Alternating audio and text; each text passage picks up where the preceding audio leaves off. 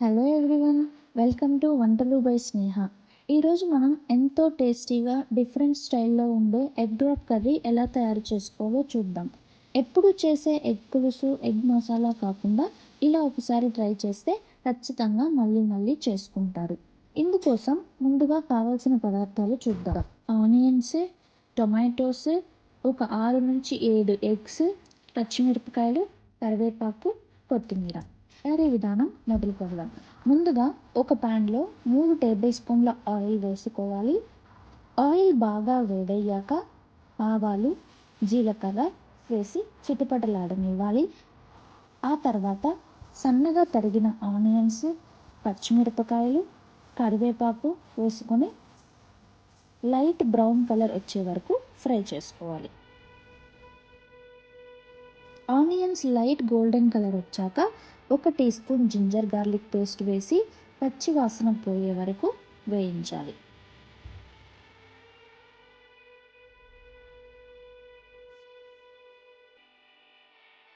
మనం ముందుగా కట్ చేసి పెట్టుకున్న టొమాటో ముక్కలు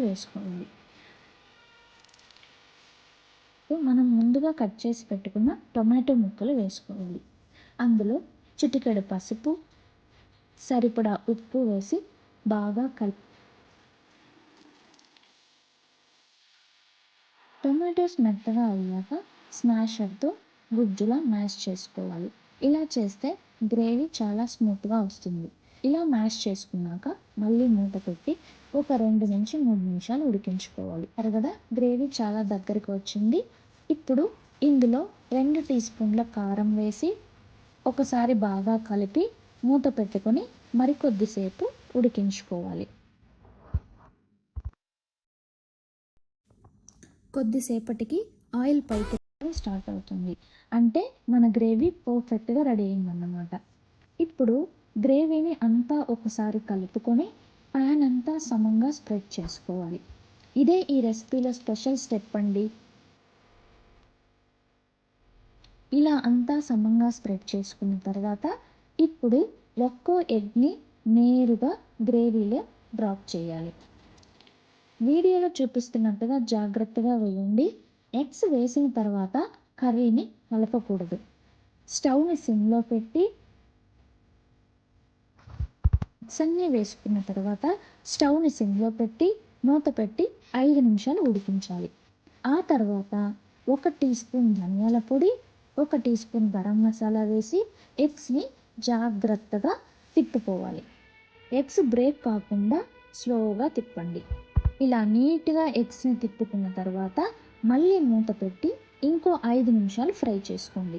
ఎగ్స్ బాగా కుక్ అయితేనే టేస్ట్ చాలా బాగా వస్తుందండి. ఇప్పుడు మరోసారి కర్రీని లైట్గా కలిపి మరో 2 నిమిషాలు ఫ్రై చేసుకోవాలి.